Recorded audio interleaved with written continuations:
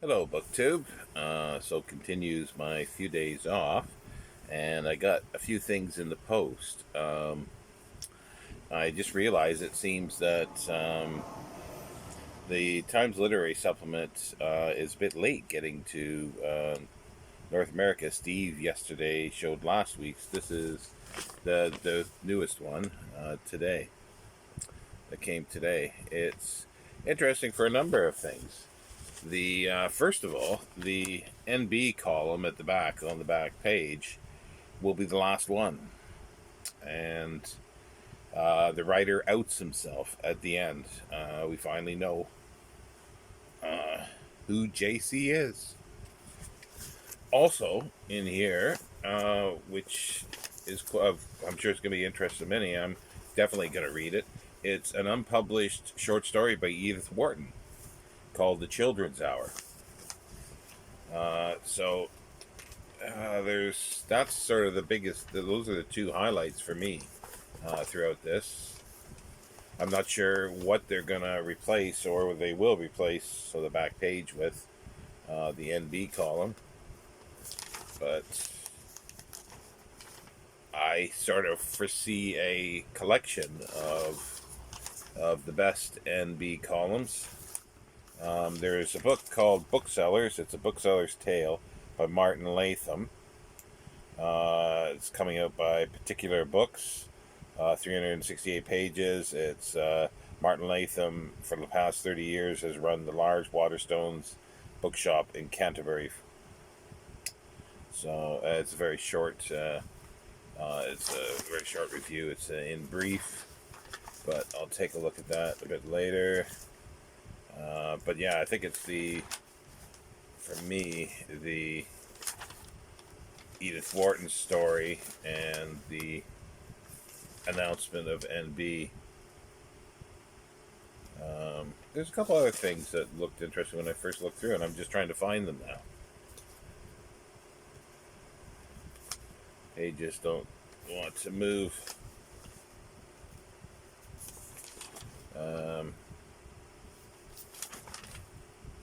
Oh yeah, this looks kind of interesting. Deep like the rivers, our changing relationship with ancient watercourses. It's called Rivers of Power.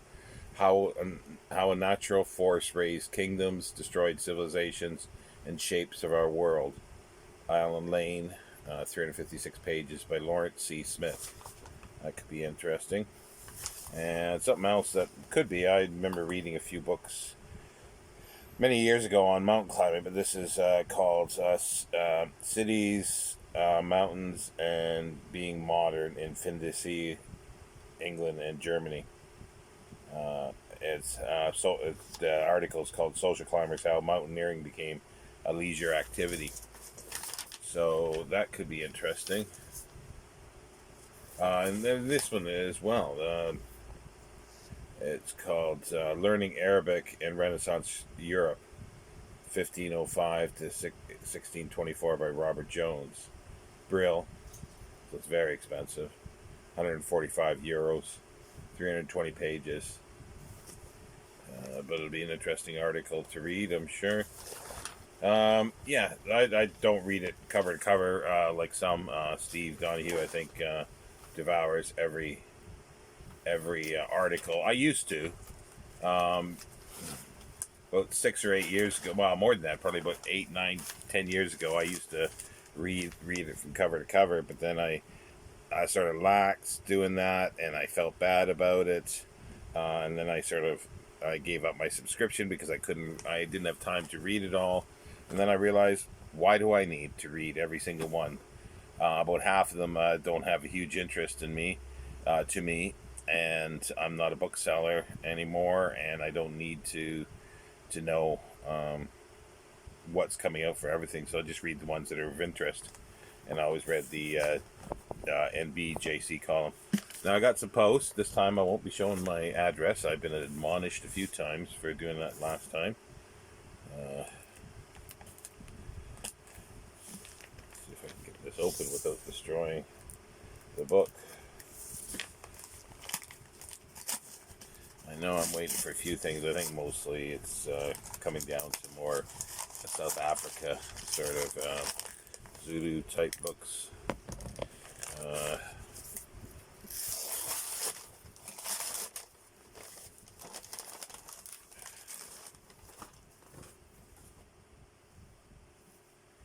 The Great Boer War by Brian Farrell, hardcover.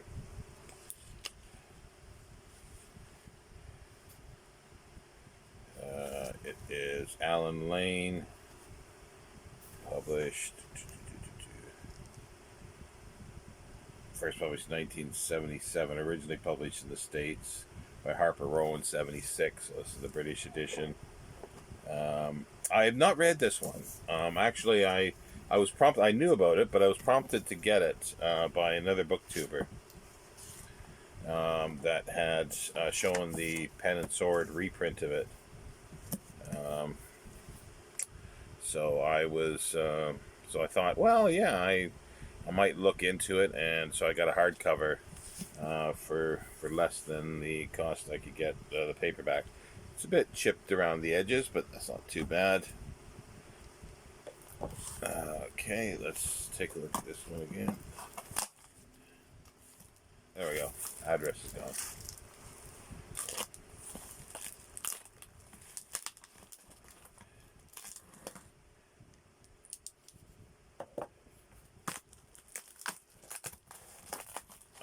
Yes, this is sort of a classic. And I haven't had this for many years. I wanted to get it again for a number of years, but I could never find a half-decent copy, or at least a decent price. So sometimes I take a gamble on listings, and because if the price is good enough, and if I ask enough questions for condition, and this one does look quite good.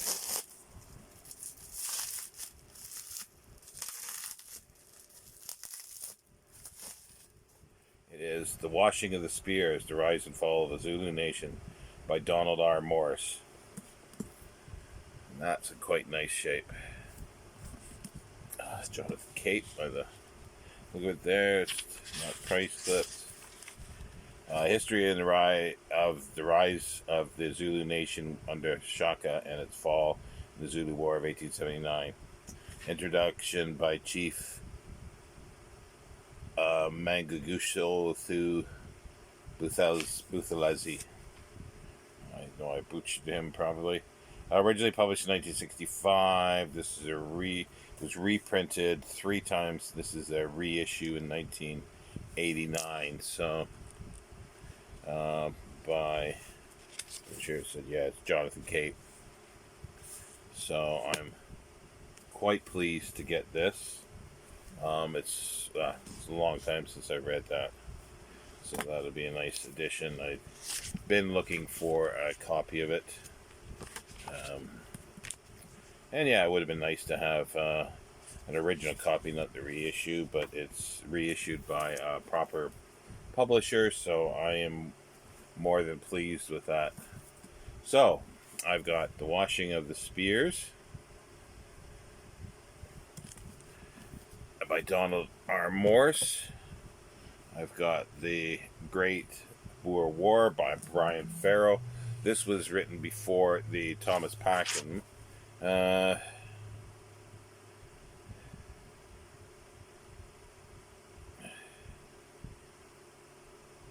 It says it's a definitive history of dramatic conflict by a master storyteller and historian. And this is, let's say it's a bit rough. It's I do need to get some histories or a good history of the first Zulu War in 1880. That's the first Boer War, sorry, in 1880. So this was, as I say, it's a bit rough around the edges, chipping, but as I say, getting something cheaper than the paperback, because I don't think the paperback is just a reissue by Pen and Sword. So this is very nice, and A few things worth reading in the new Times, the TLS Times Literary Supplement. What's on the cover here? Age of Innocent Miracles. Yeah, it's an exclusive and unpublished short story by Edith Wharton. And also it says, yeah,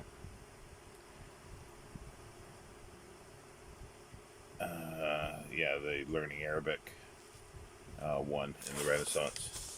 So yeah, so that's a nice short video, booktube. For me, it's short anyway.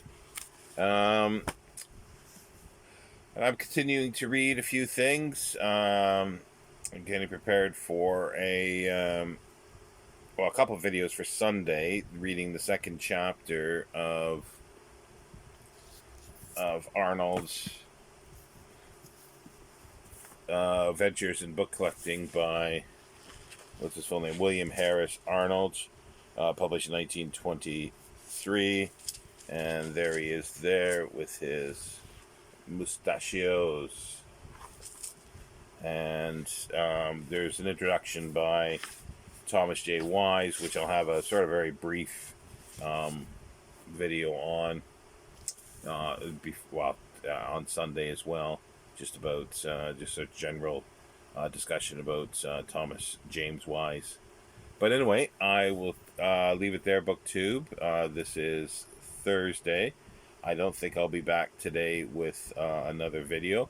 I am expecting something, at least one thing in the post tomorrow, because I missed it on Tuesday, I think it was, so I've had it re-delivered for tomorrow.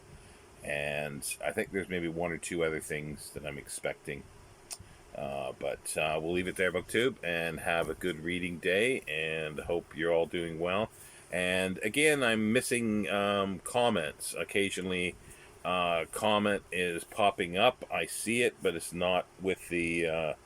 it's not listed below. I can't find it anywhere. Somebody did mention that if it is deleted, that can happen, which is fair enough. It's just if I don't reply to your comment, it's because or star or heart it or whatever, then it means I can't. I've got a couple that does say on the video itself.